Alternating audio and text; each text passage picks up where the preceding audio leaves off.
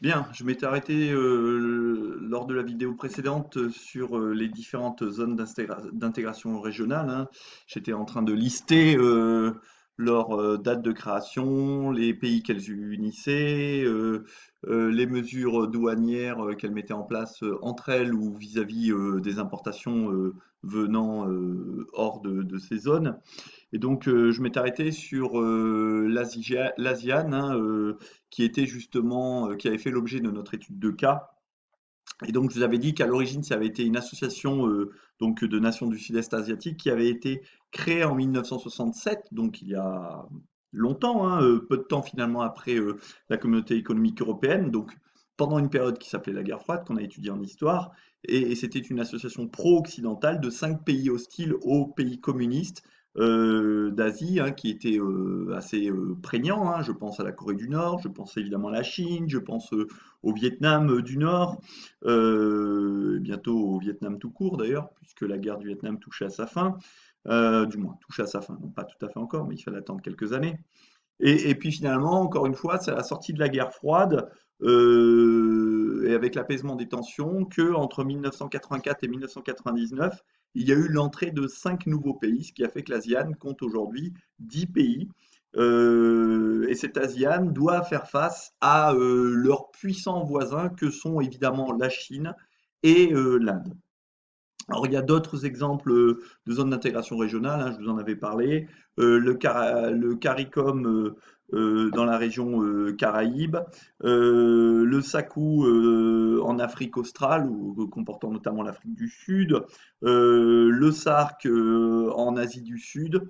Euh, voilà différents exemples de zones d'intégration régionale.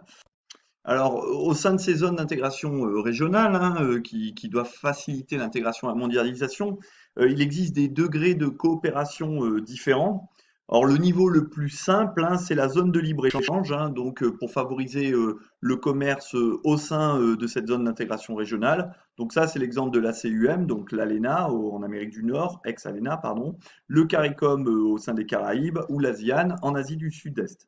Si l'on monte ensuite d'un niveau, on a ce qu'on appelle les unions douanières. Donc les unions douanières, elles vont plus loin en créant un tarif douanier unique, notamment à l'extérieur de la zone d'intégration régionale, hein, pour freiner, si vous voulez, l'importation de produits étrangers et donc favoriser le commerce intra-zone d'intégration régionale. Et en outre, les États peuvent souhaiter partager les recettes douanières entre eux. C'est le cas par exemple au sein des Andes en Amérique du Sud de la communauté andine. C'est le cas également au sein du SADC, hein, qui n'est pas indiqué sur la carte, mais qui est une communauté d'Afrique australe qui regroupe 16 États dans le sud du continent africain.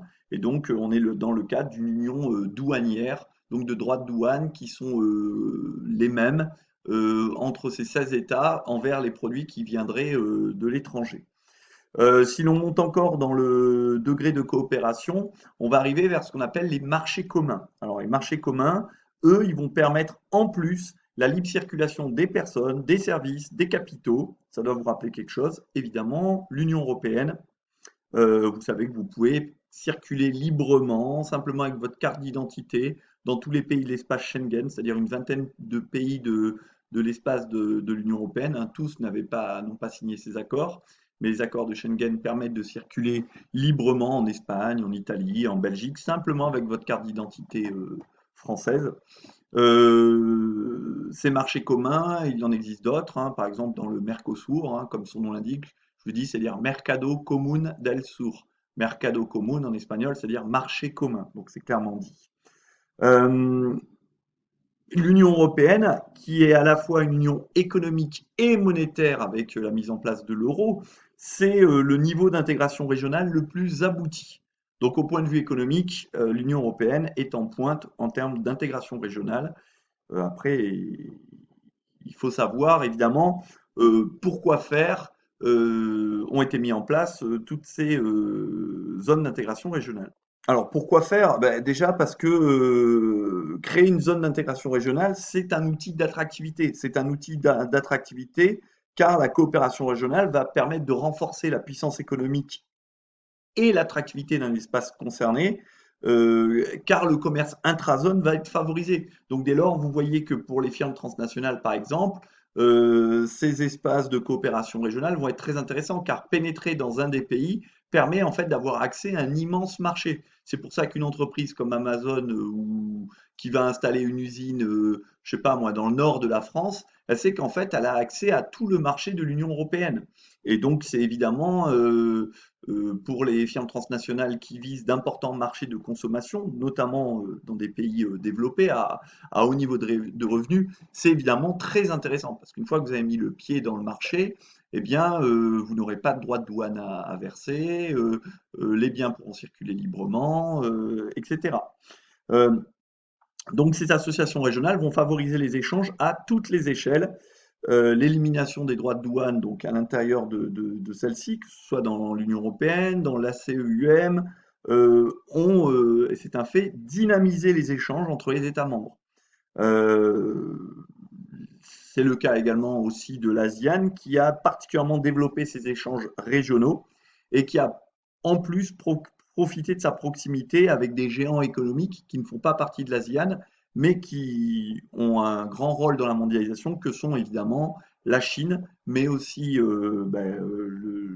la Corée du Sud, hein. Nous avons travaillé sur une de ces FTN Samsung, mais aussi évidemment le Japon qu'il ne faut pas oublier et qui a pendant longtemps été la seconde puissance économique mondiale derrière les États-Unis.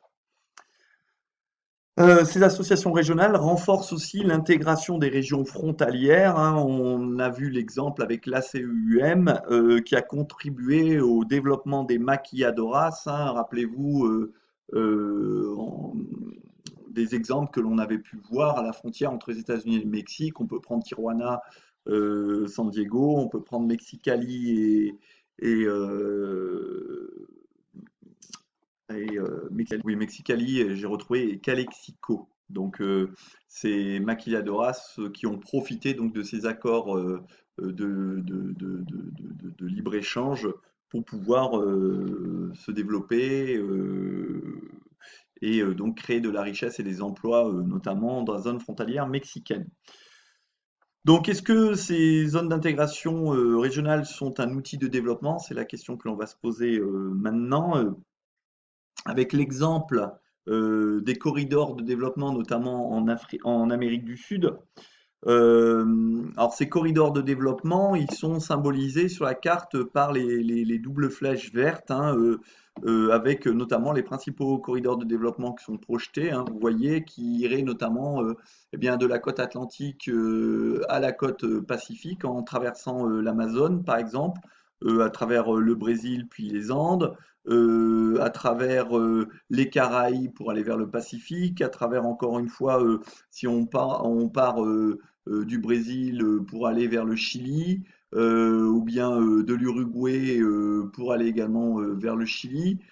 Ces corridors de développement, ils ont pour objectif de désenclaver certains espaces. Et rappelez-vous l'exemple de la Bolivie, qui était un pays andin enclavé avec aucun accès à la mer, puisqu'il avait son accès à la mer a été bloqué par la défaite qu'il a eue contre le Chili. Eh bien, créer un corridor de développement qui partirait de Santos au Brésil, qui est le port finalement de Sao Paulo, pour relier la côte pacifique en passant par La Paz, permettrait donc de désenclaver la Bolivie et de l'intégrer finalement davantage à la mondialisation. Alors ces corridors de développement, ils consistent en quoi? En fait, à la multiplication d'infrastructures de transport, donc principalement évidemment des routes, mais aussi des voies de chemin de fer. Et ce sont des espaces, ces corridors de développement, donc qui vont combiner ces mêmes infrastructures de transport. Et à proximité, il y aura des activités productives qui permettraient le développement économique d'un territoire. Et ces corridors vont donc traverser plusieurs territoires, souvent sur plusieurs pays qui jusque-là étaient en marge. On peut penser à la forêt amazonienne, on peut penser aux Andes, on peut penser à des pays comme, on a pris l'exemple de la Bolivie, ces pays qui étaient enclavés. Eh bien, ces corridors de développement, comme leur nom l'indique, devrait pouvoir permettre le développement. Et notamment en Amérique du Sud, faciliter le lien entre les deux façades maritimes, qui sont souvent isolées l'une de l'autre par des contraintes géographiques, que ce soit le relief ou une forêt extrêmement dense, comme peut l'être la forêt amazonienne. Donc, en facilitant le lien entre les deux façades maritimes, c'est aussi faciliter l'ouverture au monde et les relations évidemment entre États voisins. Donc il y a de nombreux, comme je l'ai dit, hein, projets de corridors bi-océaniques, c'est-à-dire qui relient les deux océans, et de nombreux corridors qui auraient pour objectif finalement d'ouvrir le territoire du Brésil, qui est l'un des pays émergents les plus puissants du monde, l'un des membres du groupe des BRICS, de l'ouvrir sous l'océan Pacifique. Et donc finalement l'océan Pacifique, vous savez, c'est la clé de l'accès finalement à l'Asie, qui est la zone économique la plus dynamique aujourd'hui. Et comme je vous l'ai dit, ça peut également contribuer à l'intégration de la Bolivie. Alors vous avez un exemple ici du corridor ferroviaire biocéanique, hein, un train, comme on dit, entre l'Atlantique et le Pacifique, qui doit traverser donc différents pays, notamment le Brésil, la Bolivie, le Pérou, pour arriver à Puerto de Hilo et donc permettre de relier le Brésil au Pacifique. Euh, alors, est-ce que ces zones d'intégration régionale sont vraiment un outil d'intégration à la mondialisation? On sait déjà que ce sont des structures élargies d'intégration, car depuis 2010, il y a des méga accords régionaux qui se développent. Par exemple, l'accord du CETA dont je vous ai parlé, hein, qui doit permettre finalement le libre-échange économique entre le Canada et l'Union européenne, un accord qui a été signé en 2017 entre l'Union européenne et donc le Canada, donc les 28 États membres à l'époque, hein, depuis on a perdu l'Angleterre via le Brexit, et le Canada ont signé cet accord pour permettre donc une croissance du commerce bilatéral, hein, et une croissance notamment des exportations entre ces deux ensembles économiques que sont le Canada et l'Union européenne.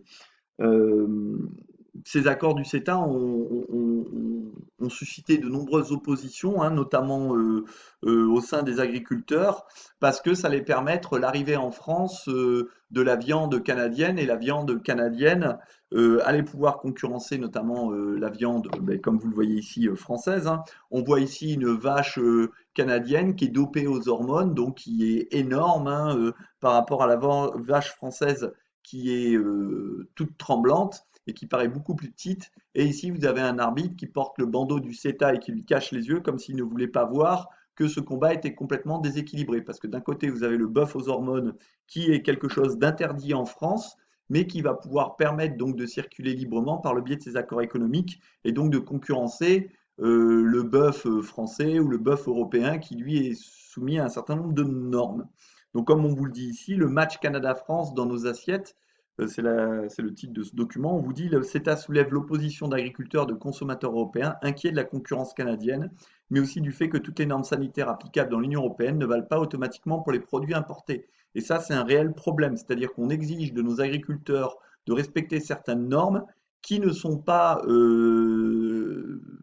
obligatoires chez les concurrents qui dorénavant ont un accès libre au marché de l'Union européenne et notamment donc la viande canadienne dopée aux hormones de croissance pour permettre donc au bœuf de croître beaucoup plus rapidement. Donc ces accords peuvent subir de fortes critiques, ces accords de libre-échange économique. Vous avez un autre exemple d'accord, hein, qui a été passé entre l'Union européenne et le Japon, c'est le JAPTA, qui veut dire Japan Union European Free Trade Agreement. C'est un traité de libre-échange entre l'Union européenne et le Japon qui a été signé en 2019.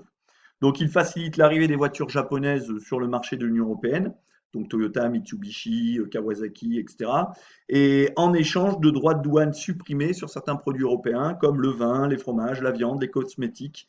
Et donc d'un point de vue stratégique, il marque surtout le rapprochement de deux puissances mondiales, le Japon et l'Union européenne, face à la Chine et aux États-Unis. Et ces accords CETA, JEFTA sont symbolisés sur une carte et vous montrent les liens qui unissent ces grandes